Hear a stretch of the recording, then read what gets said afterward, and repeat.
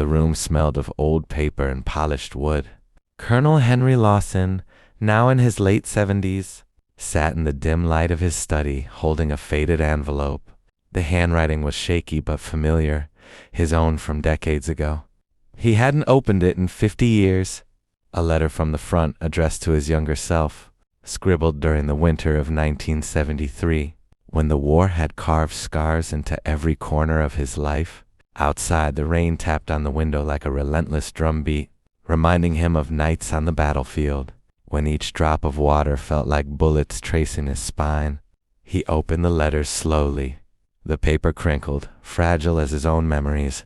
Inside, words he had written as a young man poured forth. The fear, the brotherhood, the loss, and the shame of decisions made under orders that had never been questioned. Until now. Henry's hands shook. Names he had buried in memory surfaced. Soldiers he had led, friends lost in an ambush, and a young lieutenant he had promised to protect, who never made it back. The letter ended with a cryptic line, never sent. If this falls into the wrong hands, they will rewrite history.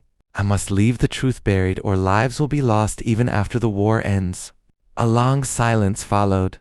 The old colonel's eyes traced the fading ink, the memories colliding with the present. He realized that what he had done, what he had survived, had been recorded not just in the battlefield reports, but in these letters, in his own hand. Henry sat back, the envelope trembling between his fingers. The war was over, but the secrets it had carved into him were only beginning to surface. The rain had stopped, leaving the air thick with the smell of wet earth and smoke. Colonel Henry Lawson walked slowly through the old military archive. The building abandoned for decades, yet untouched by time. Dust motes danced in the narrow beams of sunlight that pierced the cracked windows. He pulled a bundle of letters from a forgotten cabinet. Each envelope was marked with dates spanning the length of the war. The letters he had written to his family, to his commanding officers, and to the men who had become brothers in arms. One letter caught his attention. It was from Private Samuel Riggs, a young recruit who had looked up to Henry like a father. The edges were frayed, the ink blurred, but the words remained sharp. Sir, if anything happens to me, remember what you taught me. Honor and courage are more than medals. They are the choices we make when no one is watching. Henry's chest tightened. He remembered the ambush in the frozen valley, the night Samuel had gone missing. The guilt he had carried for decades washed over him again. The officer's choices had saved many, yet left some to die. He flipped through more letters, each one revealing a layer of truth, the mistakes made, the orders given, the lives lost, and the silent acts of heroism that no history book would record. Finally, he found a letter he had never read before, addressed to him from a soldier whose identity he had long forgotten. The envelope was torn and damp, the handwriting shaky. Colonel, the war did not end when the guns fell silent. Secrets remained, and they will haunt you if left unspoken. Find the truth. Finish what we started. Henry felt a chill. The past was not finished with him. The war, long over, was reaching into the present, demanding that its hidden stories finally be told. The old colonel sat at his desk. The letters spread before him like a battlefield map. Each envelope, each crumpled page, was a memory waiting to speak.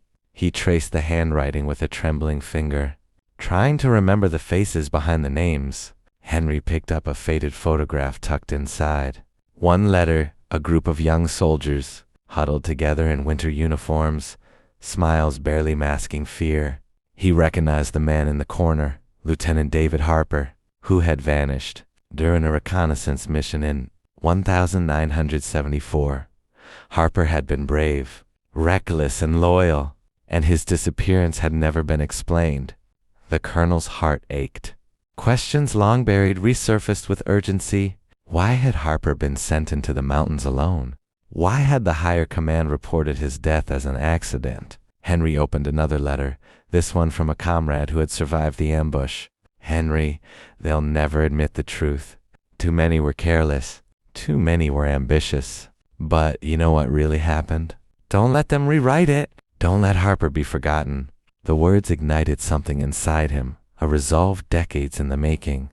The war had left scars on the earth, on bodies, and on conscience. But it had also left secrets buried in files, letters, and memories. He rose from the chair, the letters clutched to his chest. Outside, the sun was setting, casting long shadows through the study. The warmth of the light did nothing to chase away the cold knot in his stomach. Henry knew the path ahead would be dangerous. The truth he sought was hidden, perhaps by those who still wielded power, but he could no longer sit quietly, letting the stories of his fallen soldiers vanish into silence. The colonel whispered to the empty room, voice steady but heavy with years of grief. It's time to uncover the war they tried to erase. The first light of dawn crept over the horizon, painting the abandoned military depot in shades of gray and gold. Colonel Henry Lawson moved carefully through the crumbling hallways, the echoes of his boots bouncing off the concrete walls. Each step reminded him of the war's harsh discipline, the long nights, the cold, the fear that had clung like a shadow. He found a rusted filing cabinet in a side room, half buried under debris. With shaking hands, he forced the drawers open. Inside were reports, photographs, and maps, evidence of missions that had been scrubbed from official records. Each page revealed deception, cover-ups, and choices made by men who were now long gone. Henry pulled out a map marked with red circles and arrows. His stomach tightened. This was Harper's last mission, the one that had led to his disappearance. Names of officers, coordinates of ambushes, and coded messages filled the page. A sudden noise made him freeze. A door creaked somewhere in the shadows. His hand instinctively went to the revolver at his side. He was not alone. Footsteps echoed, slow, deliberate. A figure emerged from the darkness, a man in an old military jacket, face partially obscured by a hat. "Colonel Lawson?" the man asked, voice cautious. Henry tensed. "Who are you?" The stranger stepped closer, revealing a lined, weathered face. "I'm Thomas Reed, Harper's comrade. You shouldn't be here alone. There are people who would kill to keep these files hidden." Henry's heart raced. For decades, he had feared that uncovering the truth might be dangerous. But now the threat was tangible. Reed nodded toward the cabinet. "We have to move fast. If the wrong people find these, the war's secrets and Harper's story will die with us." Henry glanced at the files again. The weight of decades pressed down on him, but determination surged. He had survived the front lines once. He could survive this too. Together, they began sorting the papers, carefully piecing together the forgotten missions, the acts of courage, and the betrayals that had shaped history in silence. Outside, the wind howled through broken windows, as if the past itself was warning them. The sky had darkened with heavy clouds, casting the depot in an ominous shadow. Henry and Thomas Reed worked in silence, scanning reports and letters under the flickering light of a single lantern. Every page revealed more secrets, unreported ambushes, misdirected orders, and the disappearance of Harper. Suddenly, a metallic clang echoed from the far end of the depot. Both men froze. Reed whispered, "They know we're here." Henry's hand went to the revolver at his side. He had faced gunfire on foreign soil, but nothing compared to the adrenaline now racing through his veins. Someone was watching, tracking their every move. A shadow moved past a broken window. Henry's breath caught. He grabbed a stack of crucial documents and whispered, "We have to get these out now. The truth can't wait." They moved cautiously through the maze of corridors, every step measured. Outside, the wind picked up, carrying with it the scent of rain and wet earth. Henry couldn't shake the memories of Harper and the soldiers lost under his command. Memories that now seemed to guide him.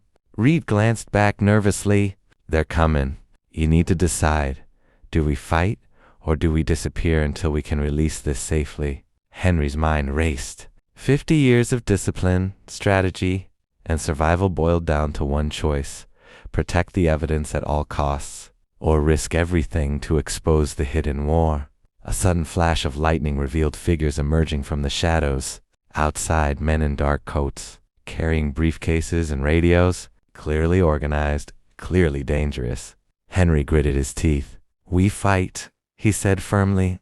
"For Harper, for the others, for the truth." The storm outside intensified, rain hammering the broken roof. Inside, the first confrontation was about to unfold.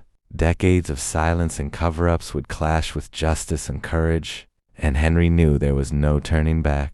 Thunder rolled overhead as the rain pounded the depot roof. Henry and Reed moved quickly, clutching the most critical documents. Every shadow seemed alive, every sound amplified by the cavernous hallways.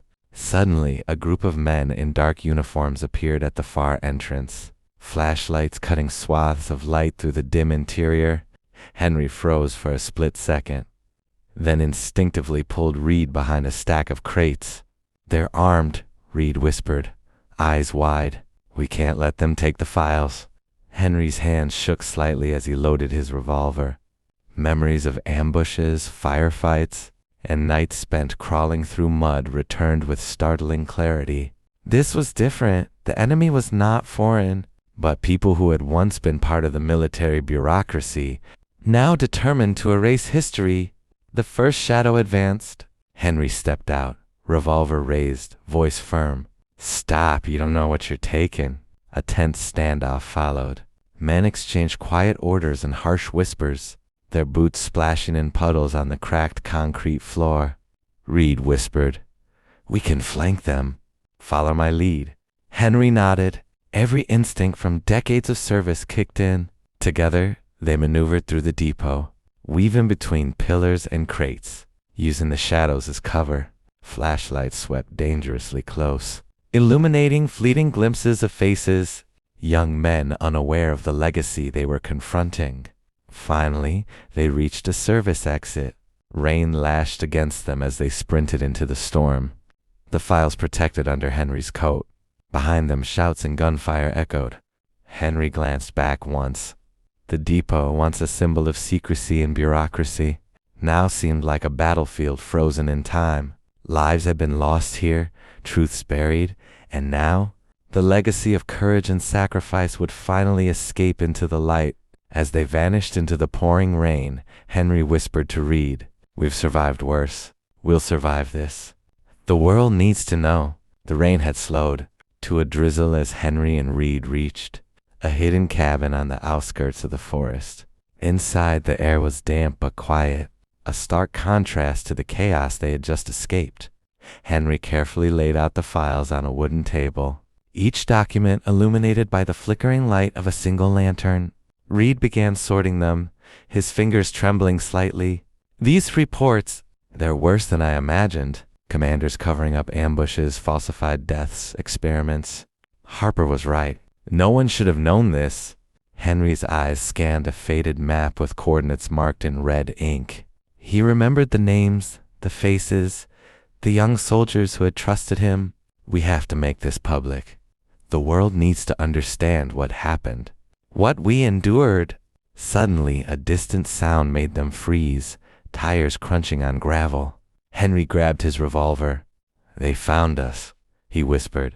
Through the rain-streaked window, shadows approached, cautious but relentless. Henry realized that even now, 50 years later, the cost of truth had not lessened. The men who wanted these secrets buried would stop at nothing. Reed looked at him, worry etched into every line of his face. "We can't hold them off forever. We need a plan, a way to get this into the right hands." Henry nodded, determination hardening his features. "We'll survive this. For Harper, for everyone who died because of their lies. And for the truth." The storm outside intensified, lightning illuminating the cabin for brief moments. Inside, the two men worked swiftly, copying files, photographing documents, preparing the evidence for release. Every second counted. Every noise outside was a reminder that the enemy was patient, organized, and willing to kill. As night fell, Henry looked at Reed, voice firm but quiet. "The war isn't over until the world sees what we've carried all these years. We finish this, no matter the cost." The first light of dawn broke over the forest, painting the cabin in soft gold. Henry and Reed had worked through the night, meticulously copying every critical document, every photograph, every letter that revealed the forgotten truths of the war. Outside, the sound of approaching vehicles grew louder. Henry peered through a crack in the window.